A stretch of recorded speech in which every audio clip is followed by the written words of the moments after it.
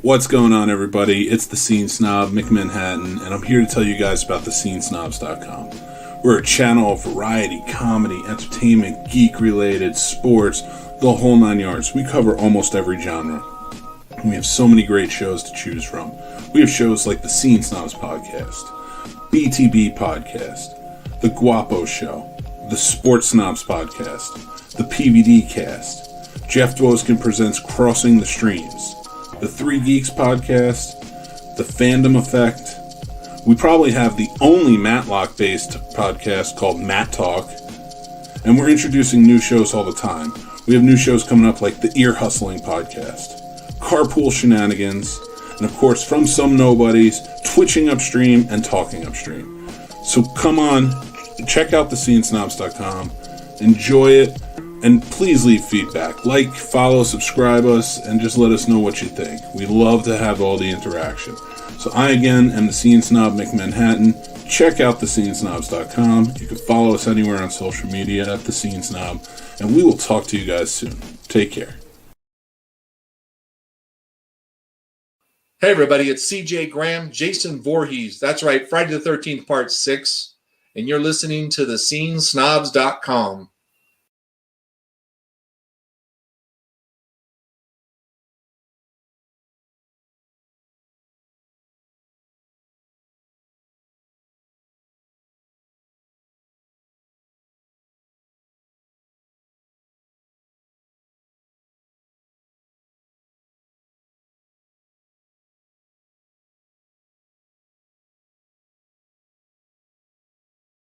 What?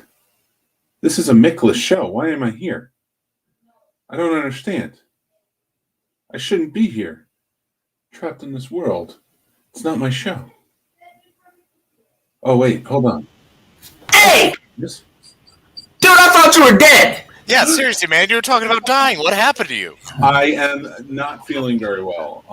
I just was on because we were scared because Casey shows up last minute, which is completely understandable, and there's nothing wrong with that. That's how I roll. I like to keep everyone on their toes. We know you're coming, but I was like, just in case I'll be here, just in case like a work thing came up. But I'm out of here. It's your show.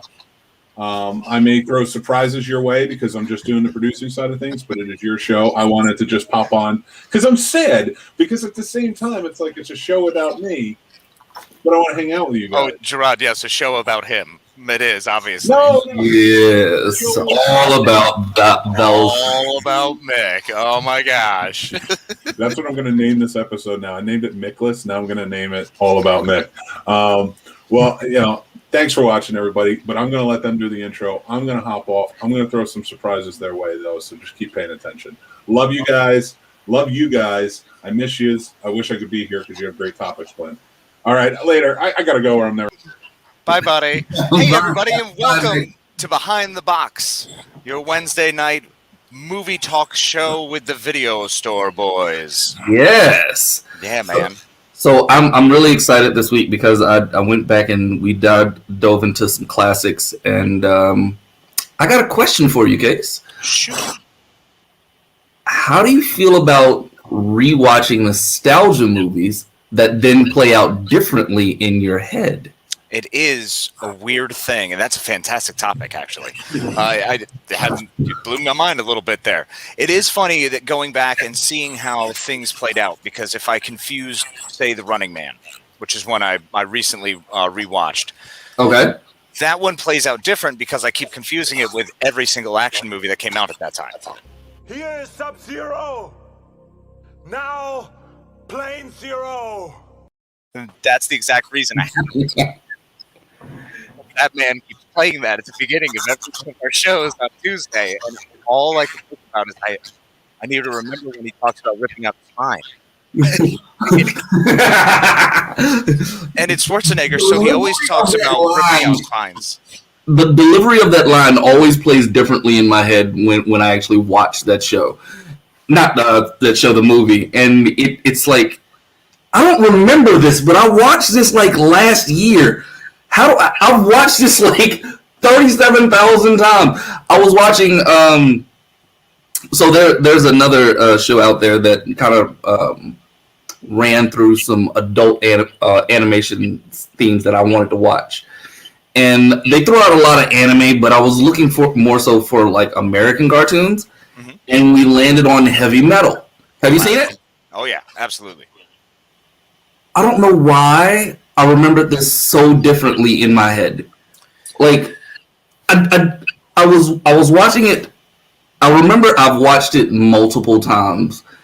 And I think that my taste have just changed in movies because when they threw the first sex scene at me, it kind of shocked me because I was like, there's no chemistry between these two characters at all. Oh, yeah. Oh, it's very true. It's almost like when they over-sexualize Cool World with Brad Pitt. Yeah. Like those moments just, I could see, I guess, where they would work for a certain type of genre. Just not my cup of tea. And it was at one time. I loved those movies. I swore by those movies. And now I'm like, they are not what they used to be to me. No, not in the slightest. And I'm the type that if it's not my cup of tea, I'll try and at least finish it just so I can say, okay, I went through it. Now I know everything that's in it, and I don't have to go back to it. But I couldn't finish Heavy Metal now as an adult, and I'm like, I am obviously more mature now than when I was when I watched it. I mean, it's such a huge part of it, especially getting older and having kids. I don't know about you, but my sex drive changes. My whole taste genre changed. I was like, that's not arousing to me anymore. There was a degree of, I'm getting away with something. I'm watching something I shouldn't. And now that's gone. Now I'm just awkwardly watching it. I'm a 30-year-old dude watching cartoons hump. I'm like, this isn't my thing anymore. I'm not. So the funny thing was, like, I told my 12-year-old that I was about to watch Heavy Metal, and she was like, "Oh, can I watch it?" I was like, I don't think so. No. Yeah, no. I was like, I don't think so. And this was before I had actually watched it and dove into the sex scenes, and I was like, yeah, I'm super glad that you did not. And then I said, I vetoed this. And like, as I'm watching like certain parts of it, I'm like, please don't let anybody come down here and disturb me right now. But it then gets even creepier because now I'm watching cartoon sex by myself as an adult male. And you know those lights are off. You know you're uncomfortably like you have a blanket and you're like, I'm just cold. And this could come across wrong, so let me go get a robe so I just feel better in my own skin right now. I felt so dirty watching this, and I was like, I'm not even interested. Yeah, you're stuck because you sound like a committophobe like me, who I have to the point where I must commit. I can't not. So if I've committed to the movie, I have to watch it, and now it's just terrible things happen. It's like just uncomfortable for everyone involved. I don't want to tell people. Like I'm like, no, what did you do last night? I definitely didn't watch Titan AE and get aroused. Heavy Metal made parts tingle.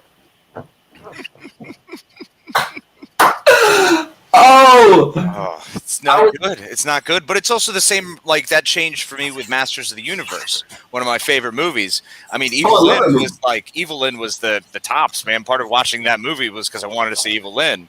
And as I got older, I stopped giving a shit about that, and I was like, why didn't we get more with Blade? I loved Blade. Like, there were all the side characters, the other bad guys. I was like, I want to see them fight more. So, I got a question about that one. Mm-hmm. Were you more attracted to Evelyn the cartoon, or because she was live action? Oh, well, no, that was always both. It was a cartoon thing that when I saw live action, it was so perfectly done for me. I was like, well, that's Evelyn now. So it was able to take over from the cartoon. Got it. I think I was always more so on the cartoon aspect, like live action, like, and I think it was just because me as a kid, like I was hypersexualized, and curves were always like phenomenal. Which is why She-Ra got me. She-Ra was my business in that one. I was like, yeah, She-Ra the cartoon, absolutely all day. For whatever reason, the poofy skirt just threw me off. Oh no, I just assumed there was more underneath there, so a little hippiness. But Evelyn always had the unitard. Yeah. With like the skull boobs. Yes. We sound like so old. It's overrated. Because we are. That's the best part. Embrace it, man. It's beautiful to be uncomfortable watching these things now because we're growing. It's like going back and watching an Ed Burns love story from the 90s. I don't know if you ever watched any of his movies he did kind of like a New York series, a Bronx series of love stories that it's almost hyper aggressive now and uncomfortable. And any love story from the days before cell phones confused me. I've become confounded in this age because looking back now, I don't remember things the same. It's tough to take nowadays with phones and able to connect with everybody. Why do people take weeks to go back and have a conversation? You know, those little parts in movies have changed a lot for me. I was thinking about a different one when you said Ed Burns. I thought about Woody Harrelson. And one of the only movies that I remember from him is that he made a movie where two things happened in this movie that stick out in my head for whatever reason, and I can't remember the title of this movie. There was a giant boob chasing him across a park, squirting milk at him. That's horrifying. And later on in the movie, he becomes a sperm cell that has to parachute out of a urethra. The place that sperm comes from? Yes. And they have to bomb an egg, like, as they drop out of... And I was like, what am I watching, and how do I find this movie? Yeah, that makes sense. And what the hell were you watching? Now, are you sure you were watching a movie and not just like, I mean, hey, did you eat something bad? It'd be one thing if it was like Eddie Murphy or what's the guy? I Don't Get No Respect. Oh, Rodney Dangerfield? It'd be one thing if it was one of them or even Rick Moranis, but it was Woody Harrelson. I don't even like him as an actor. So I know it was something that I watched that traumatized me, that just sticks in my head. I have to know what this movie is now. I must find out what this movie is now. I agree. What? I can't believe... Are you sure this was a movie? Was this not a dream? Was this something that happened? I know it's your show, but Woody Harrelson is the best.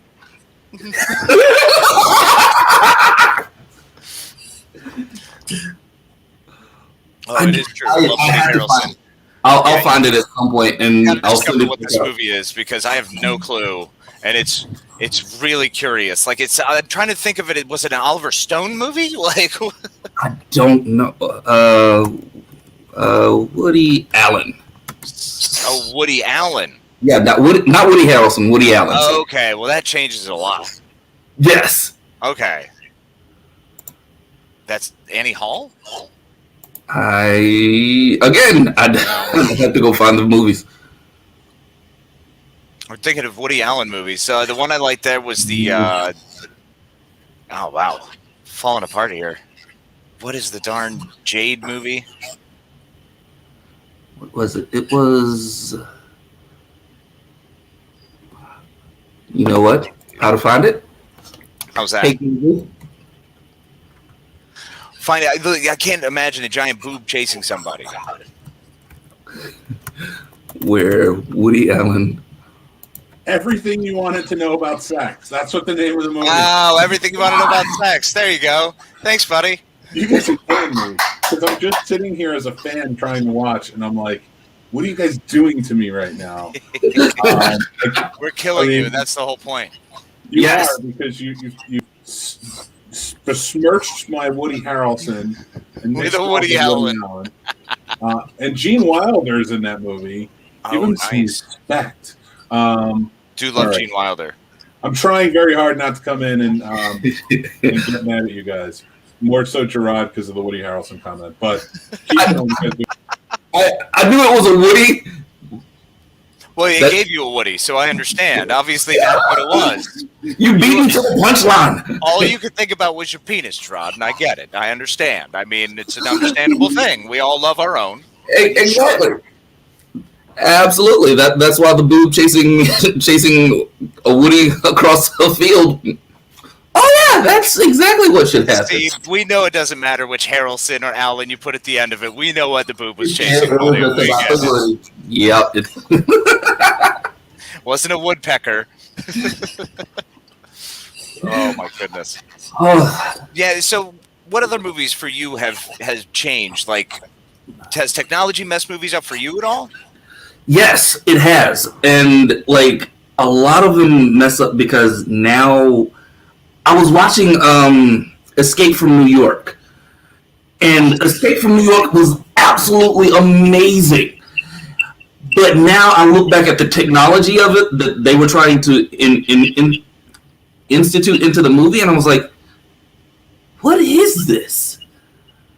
Like, how did the president get dropped into a prison? Yeah, and how does, like, first of all, who votes on that? But she turned an entire island into a prison. Like, that's never going to happen. And then the idea of one thing that's messed me up is cyborg technology.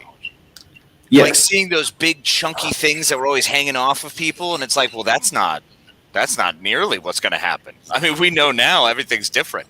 Why do you guys hate me? I just wanted to take the night off, and now Escape from New York, really? Yes, Escape a phenomenal movie.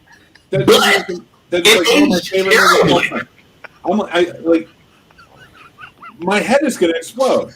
It's like you guys are picking things to get under my skin, and I'm sitting here off on the sidelines like, I can't not go in. Like, I feel like I'm going to have to come in and Tom Brady the situation. This is officially the Mick Can't Quit show. I can't quit because it's just you're attacking my soul. Hold on. No one is attacking Escape from New York. It is different. It's difficult. It's just different from what you remember. Right, from where we're at, like, it's tough to see and to think things from the way we saw them originally.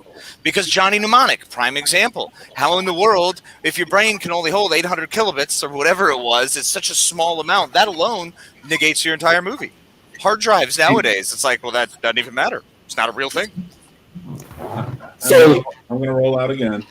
I'm just going to say, you leave my Escape from New York alone. Go with Escape from LA. Same movie. Go with that. No, you don't touch Bruce Campbell. Yeah, it's Bruce Campbell. Wait a minute. Hold on. Wait a minute. We're not doing that. Johnny Mnemonic couldn't fit this inside his skull. See?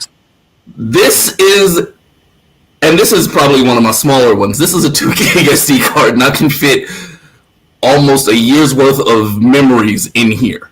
Yep. But he couldn't do 800 megabytes. Yeah, whatever it was so obscene. And the freaking dolphin with the big setup on his head, which also was basically just stolen directly from Sequest. Another show that in Babylon 5, all those shows, they do not hold up.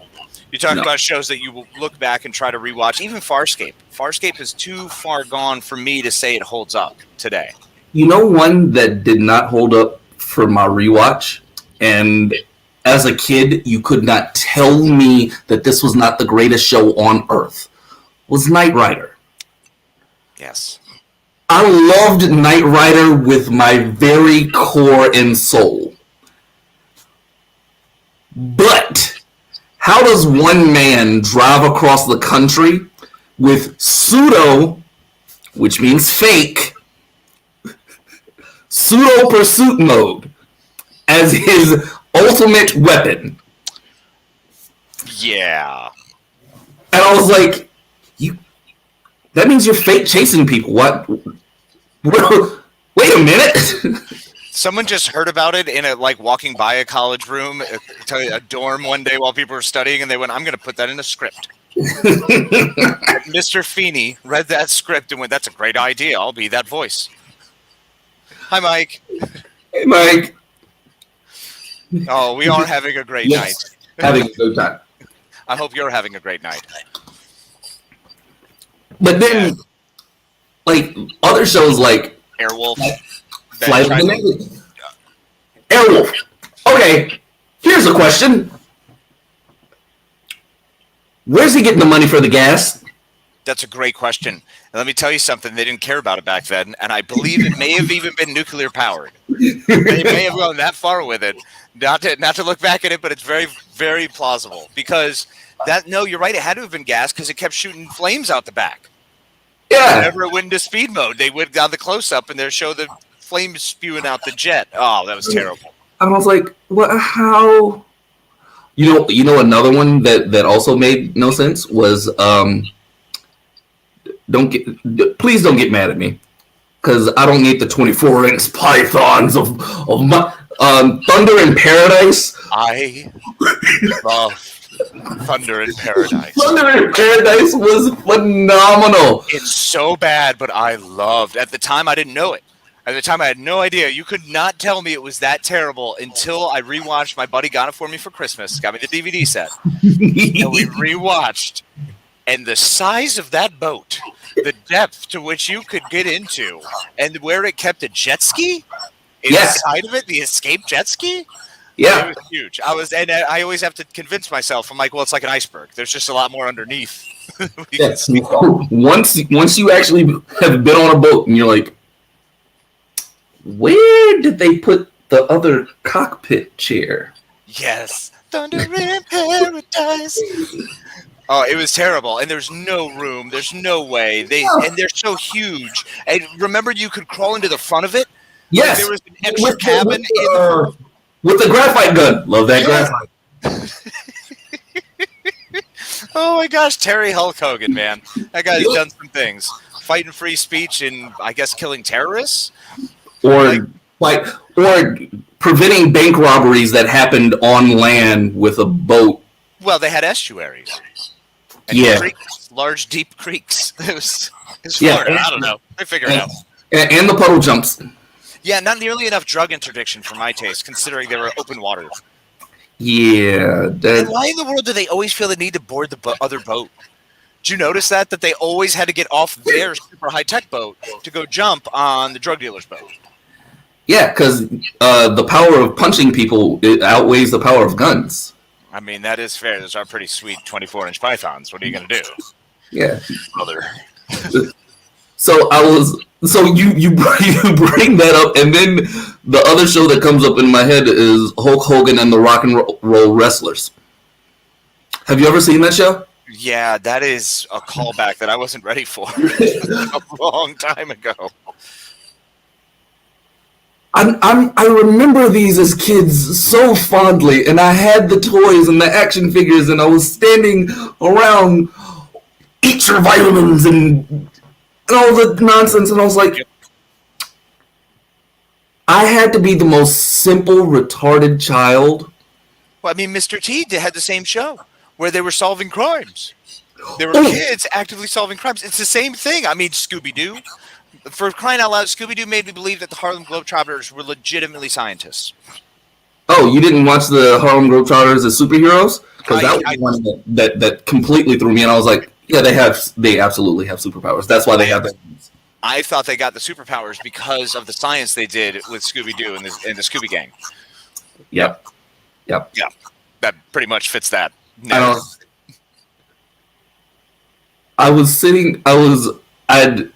I've been watching Cobra Kai on YouTube and Netflix, and I love that show, and I love the callbacks to it. And for whatever reason, I was looking up additional information about the Karate Kid and Mr. Miyagi, and I don't know how I forgot about this, but there was a cartoon for the Karate Kid where he was an international spy. What were we smoking in the 80s that this was okay to produce it? Well, it was the war on drugs, so crack. Yes. It was the only thing that we could get prevalently, and that America became known for our own drugs, because we obviously weren't just going to do some stuff off of the street in Colombia. No, we had to do fire it up, cook it, make it special so you could get even more fucked up. Absolutely. Because everybody had a cartoon. Everybody. Michael Jordan, Bo Jackson, and Wayne Gretzky had a cartoon called The All-Stars, where they fought crime with high-tech sports equipment. Yep.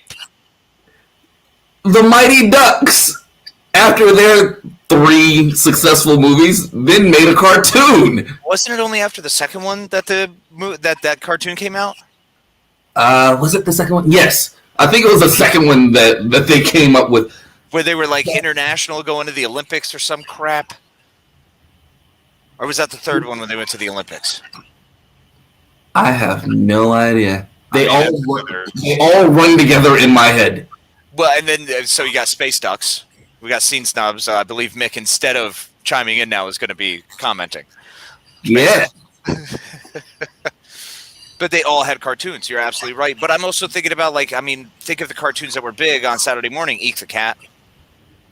We haven't gone far from that. That's something that we've kind of stayed in line. Doug has stayed true. Rocko's Modern Life. A lot of those shows still staying true, although that was when I was getting out of cartoons, when they became kind of this wave of the silly and the weird and the creepy and the Courage the Cowardly Dog. But wait. We can't put Doug in that because I love Doug. Exactly. I love the Kids Next Door, and I really want. Wait, okay, so I'm going to back up. So Doug, I loved Doug up until they did Adult Doug or Teenage Doug. Right. And I don't know what that switch was, but when they changed, they aged up Doug for whatever reason, I couldn't get back into the show. It was just weird at that point. I was out of it by that point. I was more of the middle school, it was anything that revolved around the first gen Snick. All of those kind of stories and cartoons and stuff. Yeah, Saturday Night Nick with Are You Afraid of the Dark and all that. That lineup was kind of when I started to shift out of the cartoons. So before that, you got to think what we were watching in the 80s was all the weird stuff. And that weird stuff bore all of the 90s cartoons that I think are better. And that's where we're at now, although they went too far with Super Jail. I don't know, I could never watch that. There's a whole bunch of that just get too crazy. What do you think? I have not watched the new Are You Afraid of the Dark? Because I have not watched any of the new stuff because I remember when the book would come out and you had to read the book in order to watch the show. And Goosebumps. Goosebumps was great for that too. R.L. Stine with the Goosebumps. Did you ever watch the Goosebumps TV show? Oh yeah. So that whole era of stuff. Yeah, getting way off course because we're still talking about 80s cartoons, which are just ridiculous. So we were watching Goosebumps, and then we'd flip the script and watch Tales from the Crypt. Yes. And didn't Tales from the Crypt have a cartoon also? Oh, yeah. And Creepshow did too? Yeah, okay. All of them. Every single one of them had a cartoon. Tales from the Crypt had that cartoon that we were supposed to watch. It was on a Saturday morning for a little bit, and it's I don't think this is right. I don't feel right watching the Crypt Keeper. It's just supposed to be scary. Yeah. But then usually X-Men was around that time too, so I was happy about that. Oh, absolutely. Corinne, talking about Ghostbusters. Ghostbusters was another great cartoon during that era because everyone had cartoons afterwards. So which version of Ghostbusters, though? Oh, I'm talking about the early version. The one that came out after Ghostbusters 2. Okay, so you're talking about the one that was based on the movie, not the one that came out during the 70s where they actually had a ghost following them around. No. They had a ghost hunting other ghosts. Yeah. Makes sense, of course. And that's how you do it. Look, man, you got to get one to be able to make them turn on the other ones. That's how you do it. And then they that's how you find the hideouts. Bingo. You gotta have an informant. Gotta have the snitches. Mm-hmm. Hey, nobody gets busted without snitches. Yeah, you can't. But then snitches don't get stitches because they're already dead. Yeah, except Frankenstein. He's the only one. We talked about the Ghostbusters. Gosh, Mike, keep up. But I was thinking so much about 80s cartoons and 90s cartoons, and I don't know if you watched the CW Flash, but I loved when they introduced John Wesley Shipp as this version's Gay Garrick. Yes. I loved the callback, but it also brought me back to watching the original Flash, and I was like, he didn't do anything. No, that was the best part of him. I loved that show. But it's also the same reason I loved Lois and Clark. That was all the same time. I love those shows. But so the thing about Lois and Clark that always trips me out, that people legitimately will fight you tooth and nail about, is that Terry Hatcher and Dean Cain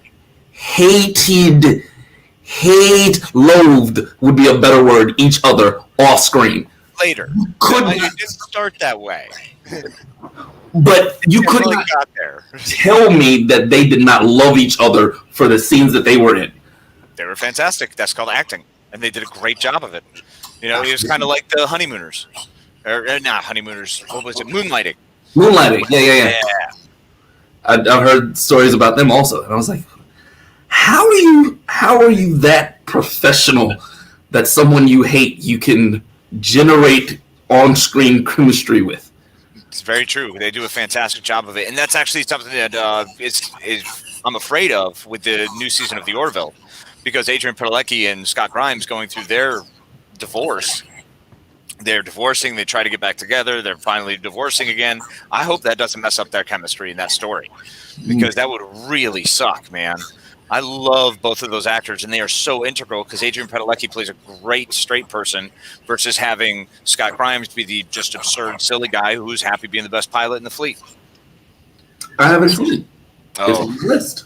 Oh, The Orville's fantastic. I cannot speak more. I cannot give it enough praise. It is so good. It's the best Star Trek I've seen in a long time. Ooh. It's the same idea of it's next gen. It's taking the best parts of next gen and then adding comedy. So, you brought up one of my favorite topics, Star Trek. Which version of Star Trek do we want to talk about? Because I feel that Star Trek is very inconsistent with the technology that they portray on screen. Of course. They absolutely beg for you to suspend some disbelief. They are seriously looking at you going, look.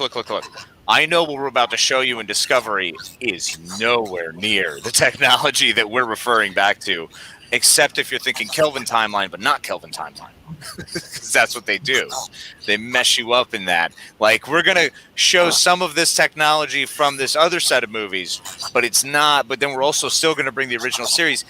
The only way to get through that is by allowing for multiverse theory. Like, you really listen, read a book from Michio Kaku, and then rewatch all of Star Trek, and it's fine. So if you just believe through a wormhole every two weeks, we're just jumping into a different line where maybe we're finding out that in this one, whoever, let's say Spock's dad died and it was never Sarek. All right, that's our new storyline. That's where we're going. Or it's just some inconsequential character, because you can't have Michael Burnham pop in and Spock just not know her. Yeah. I mean, that's just unacceptable. And I Even don't. there was a Star Trek cartoon. Yeah. Yeah. You had to bring that one back around. Yeah, it really sucks, because I didn't love the Star. Okay, I loved the Star Trek cartoon when I was younger. As I got older, I went, I'll never watch that again. It's terrible. There are certain things that, like, you cannot rewatch, but then there are certain things that you can. So you brought up an excellent point for things that can be rewatched, or not rewatched, just picked up again. And if you've ever seen Samurai Jack from the early 2000s, I loved that Samurai Jack. And then you watched where they picked him back up in the new run of Samurai Jack, I was like, I felt like my body regressed into like my early 20s, and I was like, I am here for all of this. You can play this all day long, and I'm here for Samurai Jack, because the storyline for that was absolutely amazing. To see the progression that Jack had, that he outlived everybody, like essentially everybody else, to the point where they had all become old, and he was just like, I have no way home. This is ridiculous for me at this point. And I was like, that is the type of storytelling that I want to get back to.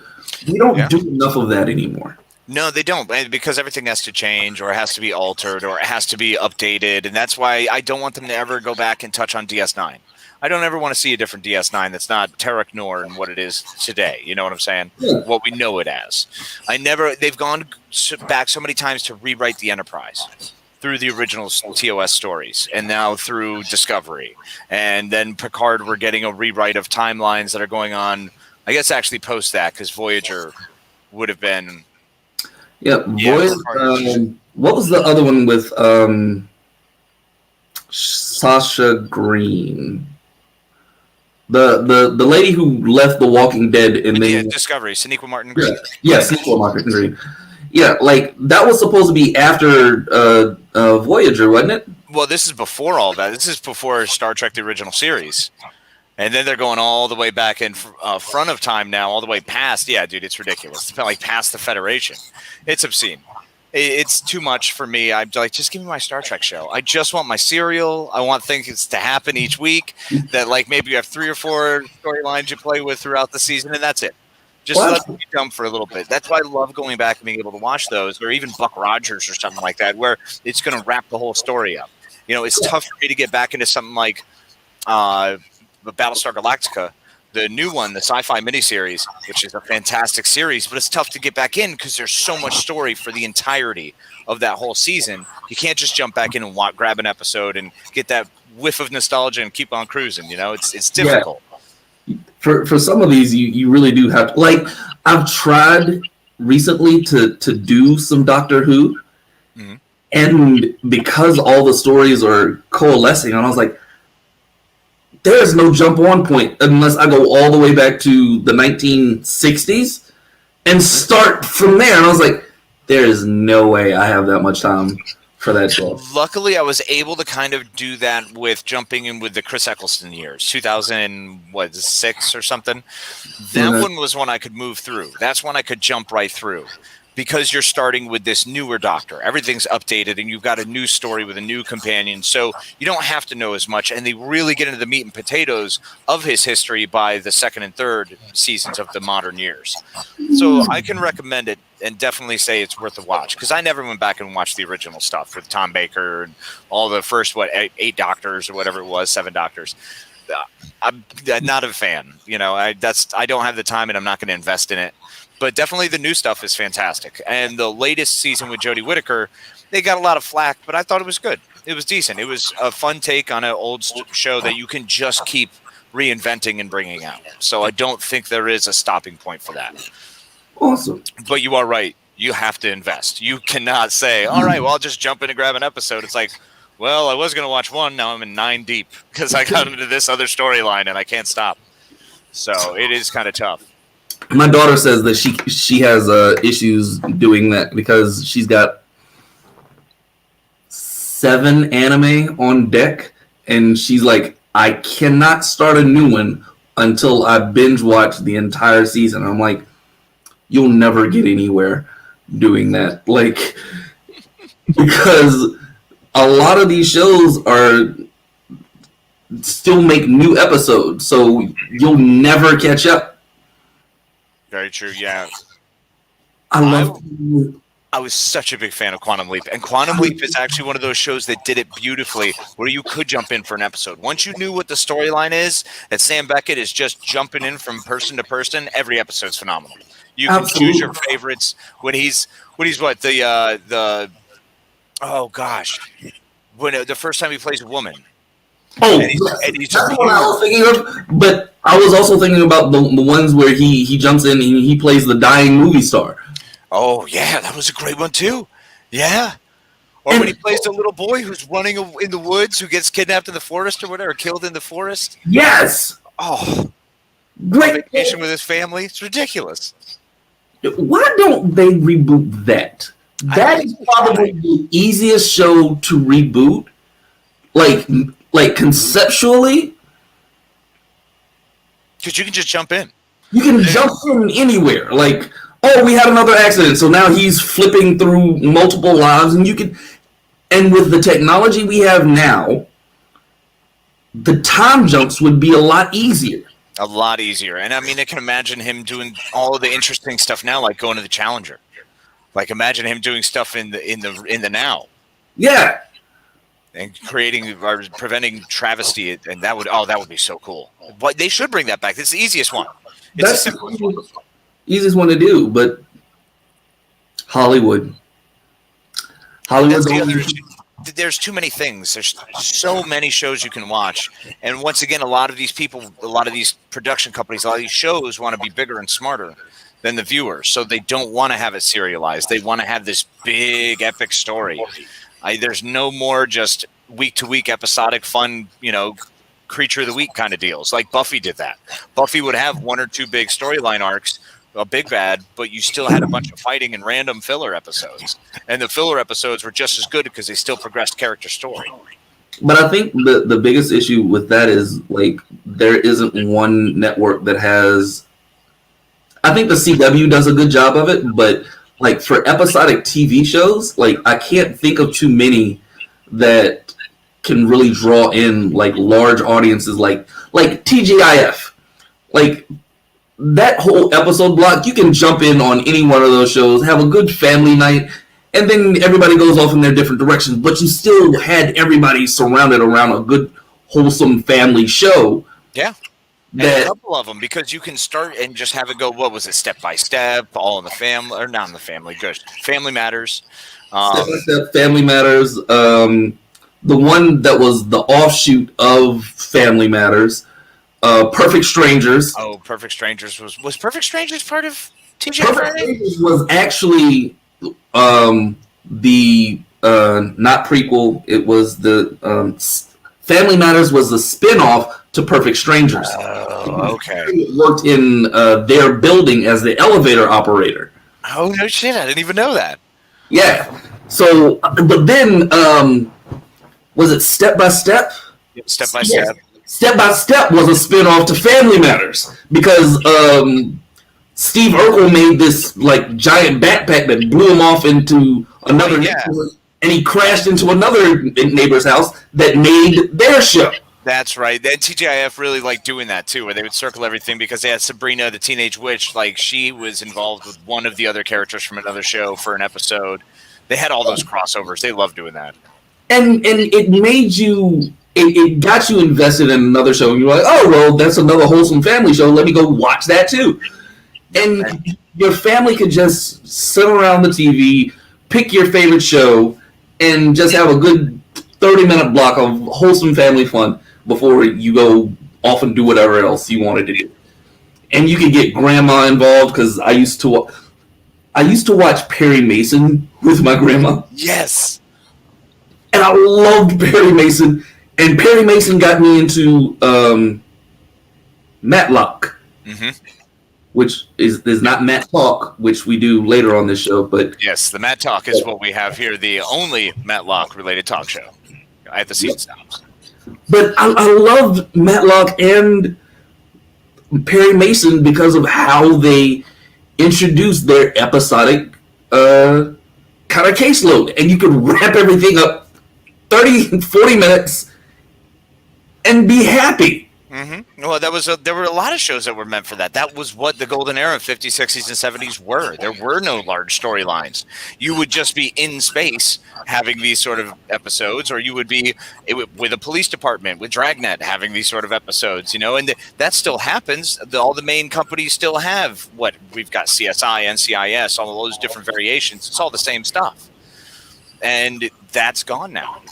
Yeah, we have nothing like that anymore. We're not going to have anything like that anymore because people have chosen, and they've chosen to have The Expanse, one of my favorites. They want that big epic show. That's what's selling. So that's what's happening with HBO, with True Blood. It hasn't been that long that's what we've had. It's turned into the more soap operatic version of a show is a long storyline. Yeah, and it kind of bums me out because sometimes you want to just pop in and find out what's going on with a new show. And then you're like, well, that's because this character is sleeping with this character and this character is doing this over here, but because this character... And you're like, what? Yeah. Start all the way back at the beginning. Okay, exactly. How many seasons is that? Well, that's like 4 seasons ago. How many episodes per season? Well, somewhere between 11 and 13. And how long are each episodes? And maybe an hour a piece. So I have to watch 13 hours just to catch up to one season? Yep. No. That's right. That was my issue with Grey's Anatomy. Yes, I was a huge Grey's Anatomy fan. It's on for 16 seasons. I quit after season 5.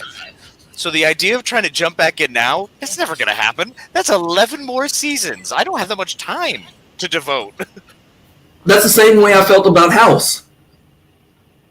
I was like, okay, I'm going to sit down and I'm going to watch House. And I was like, I made it to season 2 and I was like, I'm burnt out. and I haven't even gotten to like the episode that I saw that actually made me interested. And that's the problem is when you try to watch something like that where you're going to jump in randomly, it's airing on CBS or whatever, and you're on it's in syndication, you're on episode 9 or season 9 rather. Well, you have no idea what's going on. So you want to see this because it seems like an interesting story, but you don't understand why these characters are fighting, or you don't understand what's happening behind the scenes with these two characters, or no idea. And it's impossible to watch. And who wants to take the time to find out? I don't. And I'll just flip on Star Trek again, just random Next Gen episode playing in the background that I've seen 9,000 times with Dr. Leia Brahms, because what's up? Exactly. You can't... And that's also one of my problems. I was watching an episode of MacGyver where he was stuck upside down in the snow, or an avalanche. And I was like, I don't remember how he got here, but I'm pretty sure if I just go back one episode, I'm caught up. Yep. And I haven't missed a single thing. Oh, Mac was going on a ski trip, and randomly he slid down a patch of ice that caused an avalanche that he now has to figure out how to save himself from with a ski pole. And he will, and it'll be fun to watch. And guess what? I can miss another 3 weeks and still get back into it and know exactly what's happening. And a lot of that is because that's the way TV was aired back then, that you could miss an episode and it wouldn't hurt you. Because nobody could really be that consistent with watching down every Wednesday night. You know, they didn't want to lose an audience, and that's what happened with, like, Deep Space Nine was a prime example for that. Airing the way it did, if you missed an episode, you might be behind on the story. Yeah. Whereas people who love Star Trek were like, at that time, were like, why the hell would we watch this? I don't want to miss something. You know, it was, you had Next Gen where you could miss an episode, it didn't matter. You knew what the hell was going on. You were completely out of the loop if you missed a week. And it's the way we view things now, and that's why it's different. That's kind of how I felt about. Okay, don't judge me.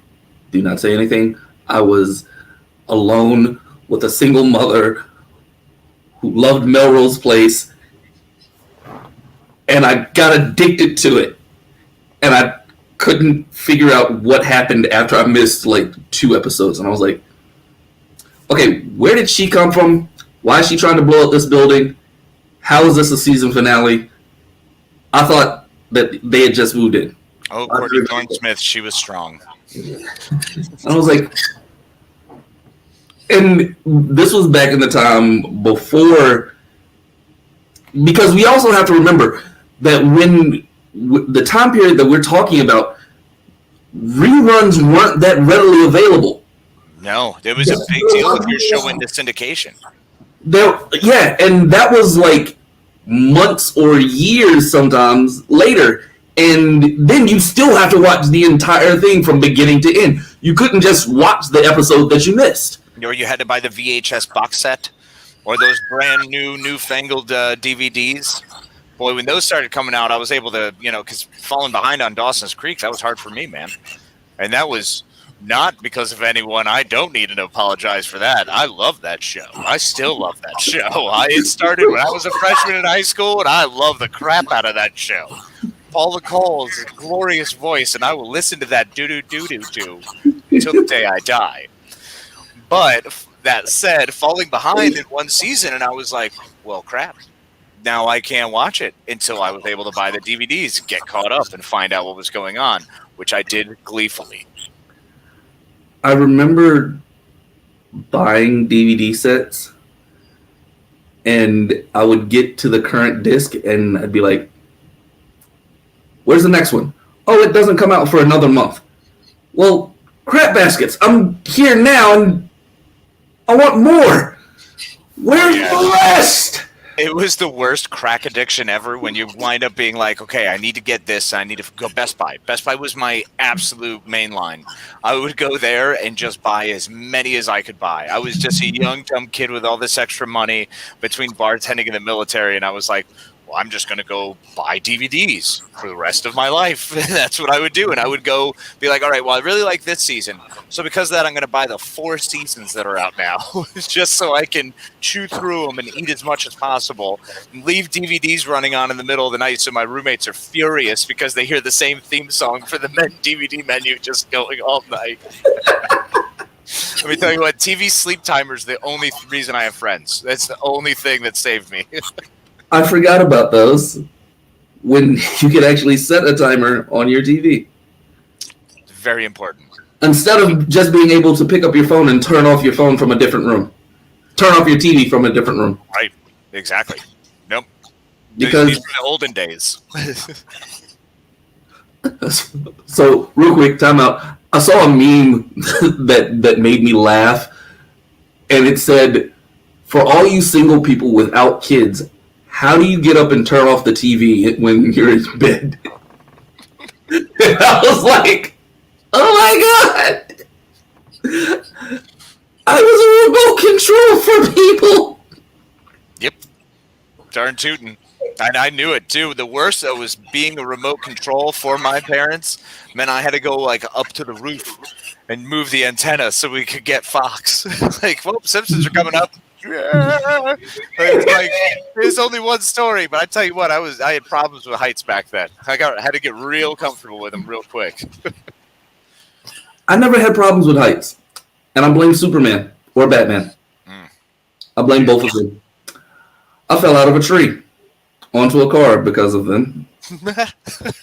Well, yeah, I mean, I wasn't any better. I convinced my sister she could jump out of a tree and float with some balloons because of them, so did not end well. Still sorry for that one. I blame cartoons. Yeah, well, I mean, cartoons convinced us of anything is real and possible if we put your mind to it. With cartoons. We're also the ones who were lied to our whole life, who were told, remember growing up when all of those programs used to say you can do anything you want to be. You can grow up and be whatever you want to be. It's like, well, that's horseshit. You cannot, in fact, do that. You have a certain set of skills that unless you're willing to really bust your ass, you're probably not going to be able to do that. Nuclear waste does not make you a toxic Avenger. Nuclear waste does not give you superpowers when you go blind. Nope. It does not make your pets turn into 4-foot anthropomorphic ninjas. You are not going to, in fact, be able to test if you can light yourself on fire by lighting yourself on fire. Self-ignition does not require a propellant. You don't need to apply fuel. Yeah, and hard water is hard to come by in a lightning storm because that's how they made the Flash. I was like, I still don't know what hard water is. I'm pretty sure it's some form of like I remember what was it, Medal of Honor, that game where you had to go storm the heavy water factory in Norway for their nuclear program to stop the Nazis from creating an atomic bomb. So I still don't get heavy water, so I'm putting it in that. Got it. Who else was it? Keanu Reeves had a heavy rain movie. There we go. We'll count all of that. Anything that's heavy or hard, just no, we don't believe it. Yes, hard rain was a good one. Freaking Keanu. That's another one that's tough to look back to. Think of all those security precautions that are gone. It is really tough to watch any movie where there's not TSA.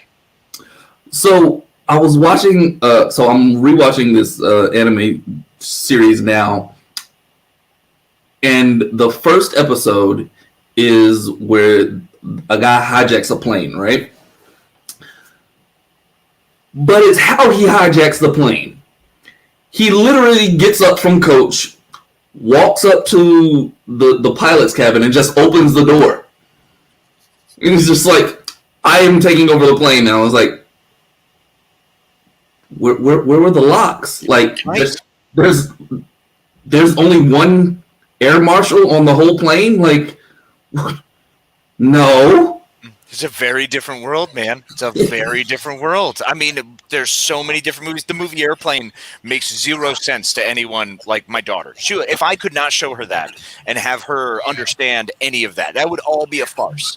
She would not grasp that in any way, shape, or form, and she's only flown twice. Yeah, that's one of those. Where's Shirley?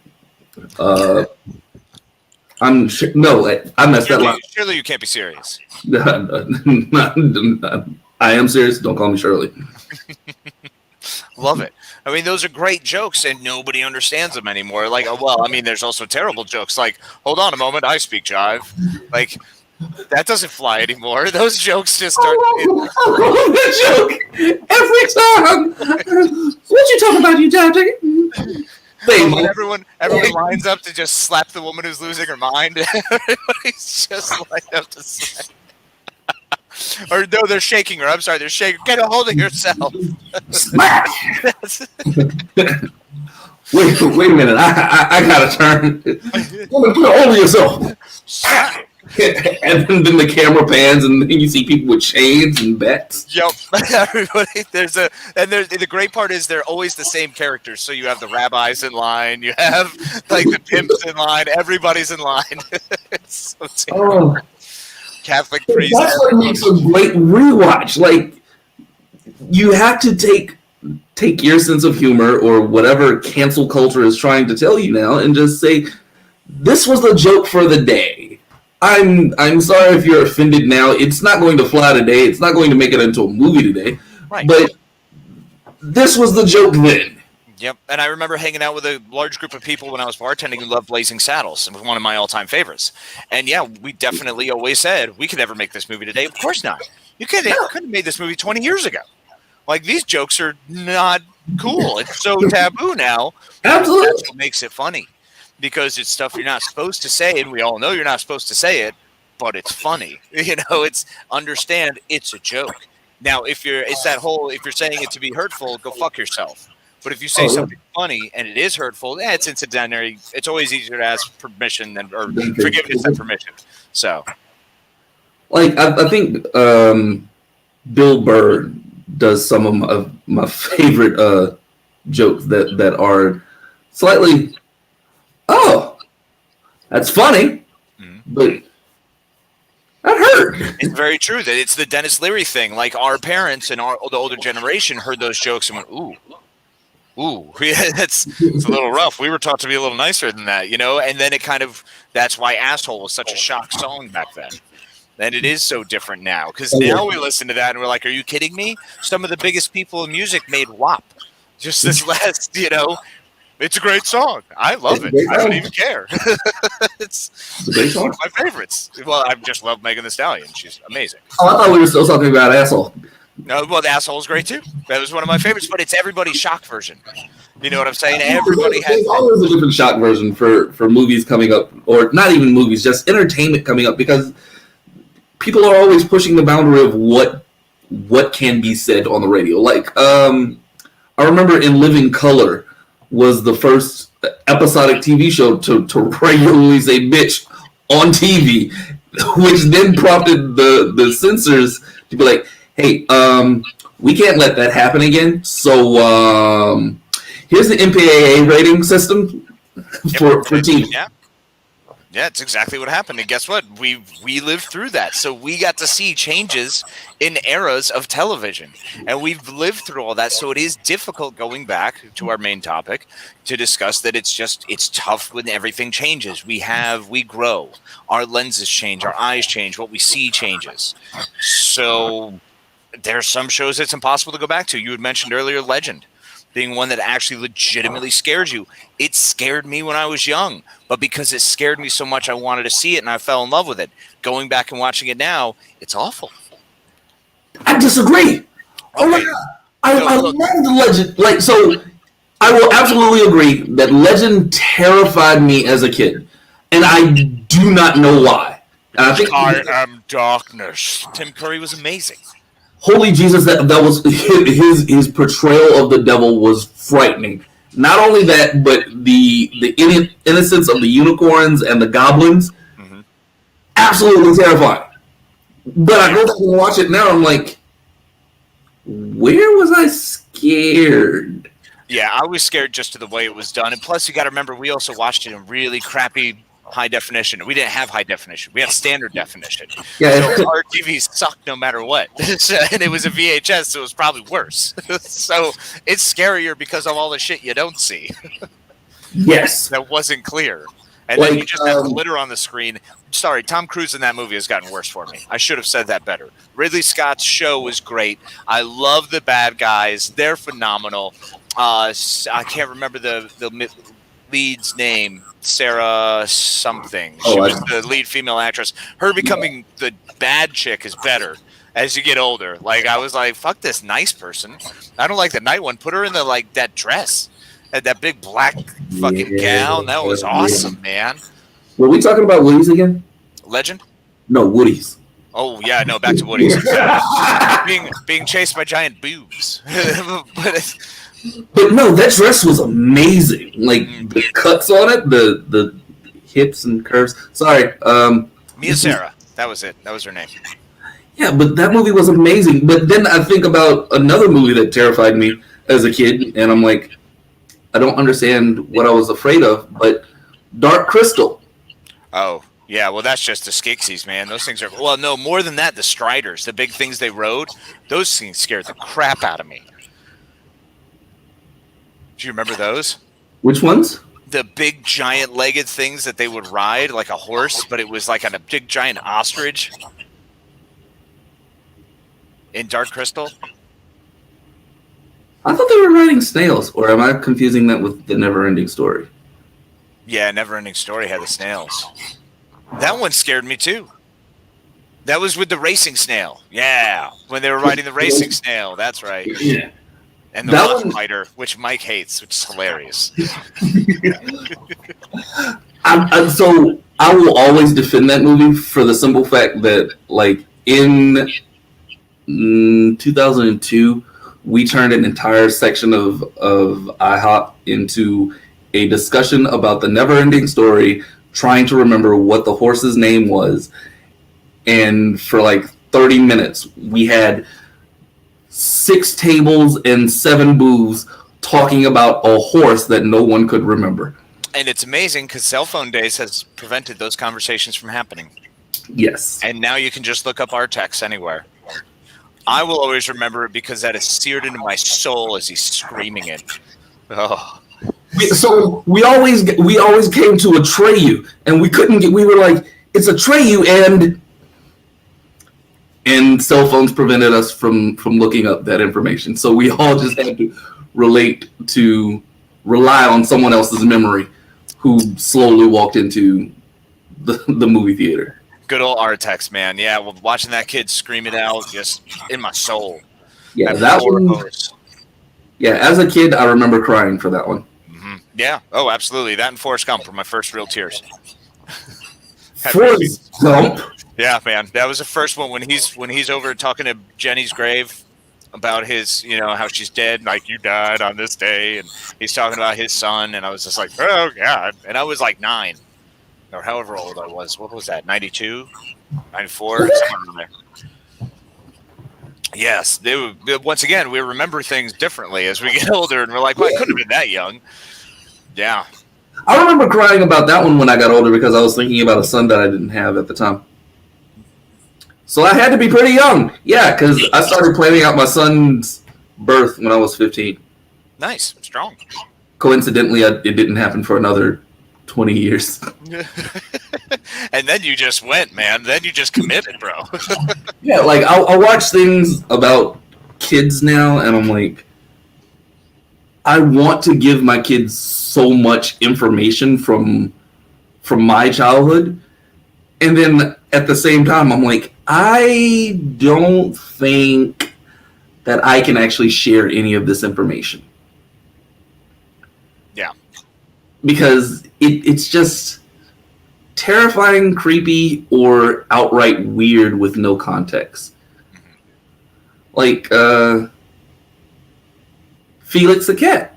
We can keep going, but Felix the Cat Pool was Garfield with magic powers. Yeah. I love Felix the Cat. He was great. And Heathcliff. Absolutely. All the cat shows in general. They all tied around orange tabbies were just jerks. Yeah. Top Cat. Oh, Top Cat. He was a good one. Oh, my goodness. Well, we have reached, I believe, our hour, sir. I can't believe this went. This was fantastic. Wonderful conversation. Always fun, sir. The pleasure was all mine. Wonderful topic. I appreciate that. Absolutely. And appreciate everyone who popped in tonight to hang out at the video store with us. Make sure to follow us on C-Subs. Check us out on YouTube. Subscribe if you haven't. You can find me at on Twitter at TwedIKnight. Where can they find you at, Mr. ONG? I am ONG Dokishi at on Twitter, on Facebook, and I think that's about it. Those are the spots. That's where you can find us. You should check us out and hang out. Give us your feedback. Or Come don't. check us out next time. And if you didn't actually like the show, this is time for it to be quiet. Just maybe it's something you internalized incorrectly. So take your time with it. Yeah. I appreciate it very much, and hopefully Mick is listening to cue all this properly. Because we're gonna. And that's our show, everybody. Thanks for listening. I am Mick Manhattan, the Scene Snob. We always appreciate you guys tuning in and commenting along and everything else. Go check out this show or any of our other shows on thescenesnobs.com. Thescenesnobs.com. We love you. You guys are awesome. And if you would like, follow and subscribe to our social media. That really helps us go a long way. And please spread the word. Tell your friends. Have them come in. We love feedback and everything else. So everybody, you have a great day.